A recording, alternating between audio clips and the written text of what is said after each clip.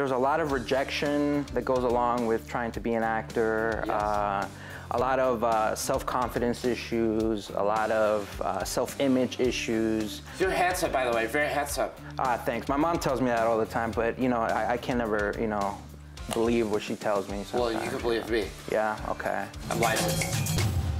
We have one of the breakout stars of one of my favorite series out there from Netflix, Orange is the New Black, 6th season, Miguel Izaguirre. Welcome. What's up, man? Thank you for having me. All right, ready? Yay. 1, 2, 3. So, Diablo. El Diablo. El Diablo. What a nickname. What a name for a character. I know. Tell us a little bit about the whole experience. I mean, Orange is the New Black is one of the most successful shows, I think, out there right now. And to me especially, I love the fact, you know, that all these women, super empowered women are being, you know, the leads on this. So how was it for you to be part of such a show? And tell us about also the process from, you know, moving from, did you shoot it here? Did you shoot it in New York? Mm-hmm. How did that happen? Yeah, I mean, I'm totally fortunate to be a part of such an amazing show on Netflix with so many diverse cast and like the demographic that it hits, you know, the LGBT community. It's fascinating. How I booked the role, I actually did a self-tape here in LA. That's like a lottery for actors, isn't it? That's like winning a lottery. Dreams come true, okay. Oh man, let me tell you. And I got it late at night. I had to go home. I didn't even have a scene partner to do with. No I recorded the audio because, you know, it's like a scene where somebody's talking back at you. You recorded it to yourself? I recorded it myself. I shot it myself in my own tripod. I was like completely blown out when they hit me back and they were like questioning me, more like that I was about to book it. And yeah, they fly me out to New York. We shoot it out in New York, either in Jersey, in different locations, depending on like, you know, what the scene takes, either in the studio or on set, on location. There's gifs and memes about you. Yeah. Memes! No, say memes, that's fine. Gifs and memes! Tell us about your character. Yeah. So I'm the boyfriend of Blanca on the show, one of the inmates. Crazy. Yeah. And how they introduced me originally, I wasn't even a part of the show at the time. In season 1, she basically had like a phone hidden in a bathroom stall.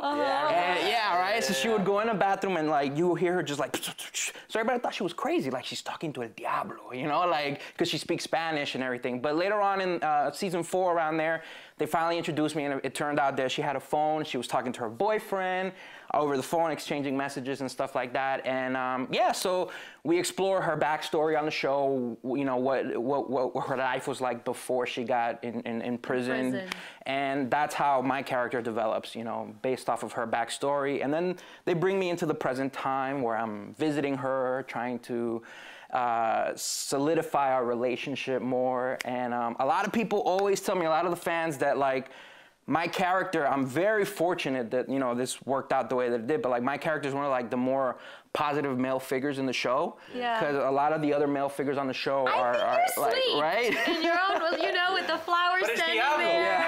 Yeah. El Diablo, pero you know what is those people? Yeah, that are like, you know, the teddy bears, no? Como que this face, but then it's like, aw. Yeah, for sure. I kind of have that vibe or that feeling, at least in the show. So. Yeah, no, and Diablo is also like, I have a backstory too, you know, I did some things, questionable things in my past, but like I'm more reformed, I'm trying to do better, and you know, so it's, I have a whole bunch of tattoos all over, but I'm a good guy at heart. You're a reformed Diablo. Yeah, it is a cool name, man. It's awesome to see like Orange is the New Black and like Mayans MC, like now we're really starting to see that diversity we've been asking for, the multiculturalism and the opportunity, particularly for Latino actors, is finally starting to show up. Do you feel that way as an actor? Absolutely. I mean, yeah. And the fact that I can speak Spanish on the show and like showcase, you know, for our Latino community. You're from Honduras, right? I'm from Honduras. Born the character. And raised, I was born in Honduras. I was actually raised in Miami. Oh, so, nice. Yeah. Miami Gardens. Oh, okay. Yeah. What high school did you go to? Well, I graduated from Crop. You know where Crop is on Ives Dairy? Yeah. I went to Belen. Oh, okay. Yeah. No private Catholic school. I know. We're breaking up the privilege, dog. We need you. Although I am a Libra, right? So show. Yeah, man, it's a good balance. I can feel it. When's your birthday? October 20th. I have so many. Thank you. I have so many friends whose birthdays are in October. The running joke is that like our parents were getting it on around like Valentine's Day and stuff, right? Valentine's Day, actually. That's the 9-month mark. That is. Oh yeah. By the way, another thing that I saw So, Miguel, getting more into your personal life, you are a traveler and a wanderer. Like, you love, I see, right, nature and travel. You were in Ukraine not long ago. Yeah. So, is that like another side of yourself, another passion that you have that you've been doing for a while? Or tell us a little bit. That's a great question. Thank you. When I moved to LA, I got introduced to like the landscape here. Nature. Yes, it's so amazing. I mean, Miami's beautiful, right? With the beaches and the warm water. But there's no hills. There's nothing, man. So like going up here, I go hiking all the time. I absolutely love it. It's like my newfound passion. I have a girlfriend who's from Ukraine, so we went and visited Ukraine. Yeah, we spent, she introduced you to the family? Yeah, it's getting serious. It's getting serious. What is a little cultural difference you've had to adapt to or learn how to navigate between a Latino and Ukrainian families? That's a big difference. That's a good I would say maybe her dad is more like traditional. Yeah, because it's also Ukrainian, Russian, in that era of him being grown, But Latinos can surf those waters pretty well. Yeah. But he's more like dry humor and like, and because I don't know the language well, I'm like, is he joking right now? Yeah. They don't really laugh after their jokes, right? Yeah, They're just trying to keep it it's straight. just like, is he about to kill me or like, He's just waiting for me to fall asleep, and then it's gonna come in. I'm like, should I take this tea or I don't know? Is there something in there? Like, What do they think about the fact that you're an actor? Oh my God! I mean, like everybody's. Were you getting like praise from your? Yeah, absolutely. Your girlfriend's family, or was it more like, hija mía, un actor, no joda? No, she moved out here to become an actor too, so she's in that world as well. And what's funny is that Orange is the New Black is actually broadcasted in, you know how like Netflix, certain regions don't show certain shows? It's actually one of the shows that is in Ukraine, and like I got like recognized in the airport and everything, which blew my mind, because like I'm in a totally different country, The dream, Miguel. Yeah, man, it was awesome. Welcome to the dream. You're on a different level in your career. But you know what every actor needs? Therapy. Hi everybody. My name is Dr. Marshall Drab. Some people call me Double D. I'd prefer they didn't. I've been hired by LATV to assess the emotional well-being of all staff, TV personalities, and even their studio guests. Miguel Izaguirre, very big actor, breakout star of Orange is the New Black. And one of the main things I've noticed about the show is that it's based in prison. Now, prison is hard enough just by itself. But as an actor, some would call that a prison. In itself. So you are being portrayed in a prison, but you're also a prisoner to the craft. Absolutely. Now, that's a double prison for those of you who don't know. I would just like to know how you feel about being in prison and if it has had any effects on you. Well, I think there's a lot of rejection that goes along with trying to be an actor. Yes. A lot of self-confidence issues, a lot of self-image issues. You're handsome, by the way, very handsome. Thanks. My mom tells me that all the time, but I can never, believe what she tells me sometimes. Well, you can believe me. Yeah. Okay. I'm licensed. All right. So self. And I want to know about bullying because there's bullying in prison and there's bullying on set. It can be vicious. Yeah. I deal with actors all the time, and they're crying and sobbing to me about, this person says I'm not good enough. This person, they don't like the way that I move my nose. Right. How do you deal with that? I think like the general rule in prison is don't drop the soap, right? to be bullied. Don't drop. I've heard that one before. Yeah. And I think for actors it's probably don't drop the line or don't overstep your mark. Maybe if you do that, you get bullied. By the other actors who make fun of you, laugh at you because you fumbled on your line, or by the director yelling at you from behind the camera.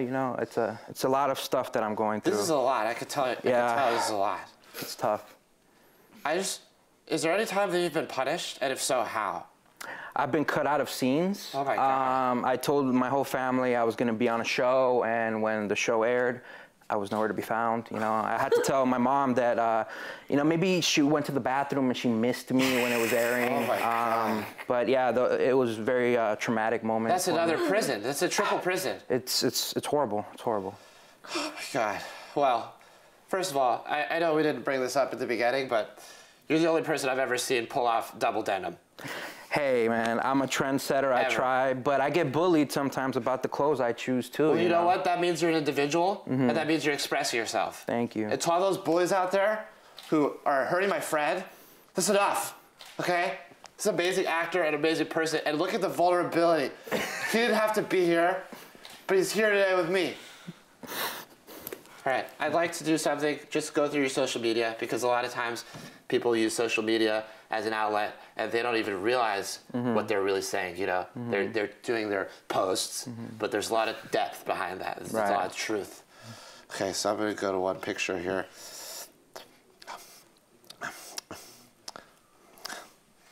These phones. Yeah. Do you have an iPhone or an Android? I'm not sure. Okay. There's a picture.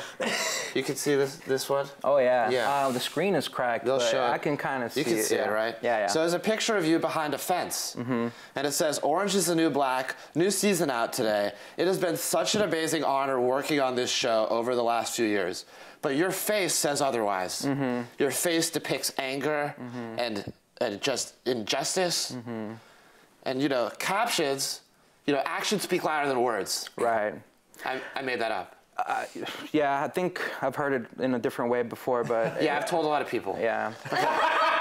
But my point is, what do you think? Why do you think you're so upset in the picture where you captioned, you're so happy? You know? That seems like doesn't make sense. I think, to be quite honest, that's a prime example of reading between the lines. You know, like when you're trying to project a positivity to the world, but deep down inside you feel alone and vulnerable, and I think that's what that post projects. I think you just self-therapized. Is that a word? Yeah. You did a self-therapy. Am I gonna get a discount on our rate here if... Listen, I have a lot of cats, okay? I have 26 cats, and by law in Tarzana, I'm only allowed to have 8 per room. So actually I've split them up into like 7, 7, 7, 5. So I'm just wondering, I know this is your therapy, this is your time, but you seem to be kind of doing very well. All right, usually I get people with the pictures, but I think you just self-analyze pretty accurately. So I'm wondering, do you think that my cats, if they don't come to me right away, like, do you think it's me, or do you think maybe they want a different food, or do you think maybe like it's like a problem with their the hygienic problem? Because cats are very self-efficient; they clean themselves. Do you think I'm not treating them right? Depends what type of treats are you giving them. Are you giving them salmon or tuna? I have a few cats. I have salmon jerky. I give you salmon jerky all the time. I think, well, then it's probably you, for sure. Oh my God. You know, yeah, your personality has a lot to do with how cats interact with you. I should probably be wearing the glasses now and analyzing your cat. Oh my God. All right, well, thanks. I just needed that. Now that I have you here, let's go through one more post. Okay. We have a couple minutes? Oh, we have 1 minute. Okay. Quickly, here's a video of you on a hike, and it says morning hike, morning hype. And what does that mean? Hikes are supposed to be relaxing. Right. And reflective. And you're trying to get hyped up on a hike in the morning? Were there drugs involved? The night before, for sure. Oh my God. And that's probably me motivating myself to actually get up out of bed and like do something with my life. I thought we had it all figured out. Here you are, hyping it up at 6 in the morning in nature. Yeah. Well, I'm glad that you seem very self-aware. Thank you. We're gonna do 3 sessions for the next month. Okay. 6 a.m. apparently, because you're like, you know, you're hyping at 6 a.m. So I guess we could do that. And then we'll see how it goes from there. Okay. All right? Thank you. Thank you for seeing me short notice. Thank you. Miguel Izaguirre, I'm Dr. Drab. We'll see you next time. Thank you. What's up, wild animals? Follow our official show page for new episodes and updates only on Facebook Watch.